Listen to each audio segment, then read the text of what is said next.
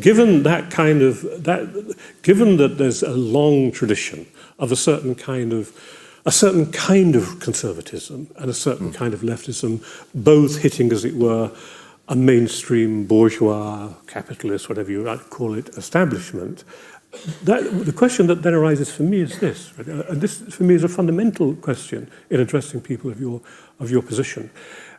Given that you have that sort of distaste for those activities, given that you equally have a distaste for the coarsening and cheapening of cultural life, you nevertheless remain firmly committed to the very economic and political system which, in my view, is largely responsible for that cheapening and diluting and sensationalizing and vulgarizing of culture. That's what I really don't understand.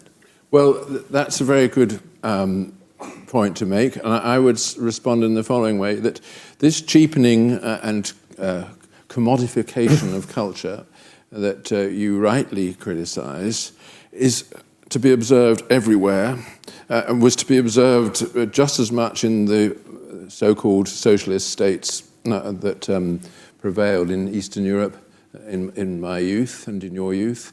It doesn't seem to have been resisted in anywhere by any political action, partly because I think it isn't in itself simply the result of any political decision. It's something that has come about entirely because of prosperity, because of the ways in which people can make easily available the cheaper forms of entertainment without there being any authority to criticize them.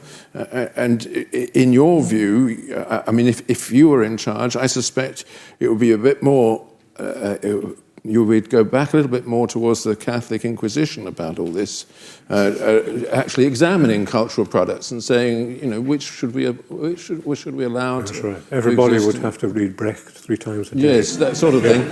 But Roger, as you know, I'm no defender of the cultural policies of the Soviet Union. I've spent most of my life fighting for Stalinism. But the problem is, what is the alternative? Well, we agree that there's a problem. Well, I don't think we agree on the definition of the problem. I spent most of my life fighting Stalinism in political terms and also in cultural ones, but I don't agree that the problems of culture under Stalinism are anything like the problems of culture under market society. They're no better. They may well be worse. You know, if you have an authoritarian state telling artists what to write, otherwise they're carted away to prison. Sure, that's actually worse than, you know, the dumbing down of culture under late capitalism. All I'm saying is one has to diagnose two different conditions here. And the condition, and what I don't understand about your position, is that the specific forms of vulgarization of culture which exist under capitalism you rightly deplore, and you support the very framework which generates them. Well,